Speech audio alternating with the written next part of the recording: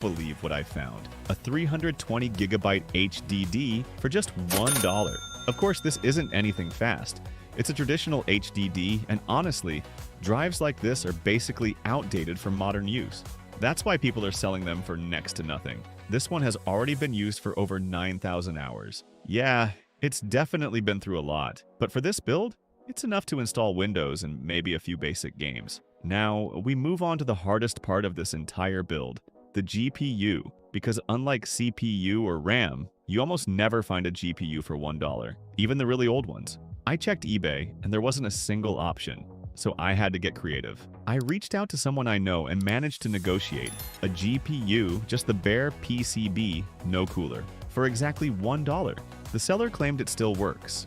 At this point, I had no choice but to take the risk. Now, obviously, running a GPU without cooling is a terrible idea, so I had to improvise. I found an old cooler from an NVIDIA GeForce GT 1030 lying around.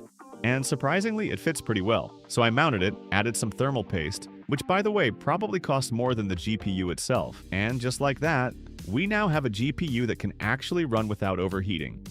Speaking of cooling, for the CPU, I went with a basic Intel stock cooler, pulled from an old system. You can find these for super cheap pretty much anywhere. Next up, the power supply, and yeah, my budget is basically non-existent at this point, so I picked up a random PSU for about $1.80. No brand, no label. I don't even know its wattage. I'm just hoping it doesn't catch fire when I turn it on. But hey, the fan spins, so that's a good sign. And finally, the case. Now you might think I'm going to use something fancy, like a sleek black case with tempered glass panels. Nope, this. A cardboard box. Yep, this is going to be the case. So I started modifying it, sealing both ends, cutting holes for airflow, adding space for fans, and carving out a side opening big enough to fit the motherboard and PSU. At this point, this isn't just a PC build anymore, it's a $1 survival challenge. Next up, airflow. I installed an intake fan, then placed the motherboard inside. I mounted it on a small plastic bracket, and honestly, a bit of hot glue was all I needed to keep it in place. Next, the PSU. Even though I only secured it with 2 screws, like it's actually really solid. Then I drilled a hole for the power button, and finally put everything together and cleaned up the cable management. And here it is. The final result. I don't think this is the most beautiful PC ever built, but it might actually be the cheapest one I've ever made. This took me a lot of time and effort, so if you enjoyed it, feel free to drop a like to support the channel. But before that, let's see if this thing can actually run games. First up, Tomb Raider. Even at low settings, this game absolutely pushes the GPU to its limits. It's running at 100% usage almost the entire time, and I'm only getting around 30 FPS. And if you're wondering why it shows 2 gigabytes VRAM, yeah, that's probably just a mistake I made during setup. Next, Minecraft. At the lowest chunk setting, it can reach nearly 200 FPS.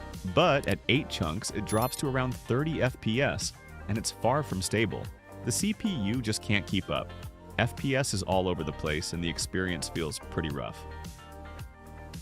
Then we have Left 4 Dead 2. This one is the complete opposite. It's much lighter, so performance is way more stable. Even during intense fights with lots of zombies, it only drops slightly to around 55 frames per second. Honestly, I wanted to test more games, but installing games on this HDD was an absolute nightmare. So, overall, this $1 PC isn't completely useless, but it's definitely not built for modern gaming. It can handle some older, lightweight titles.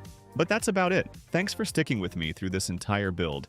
If you've made it this far, drop a comment and let me know what you think.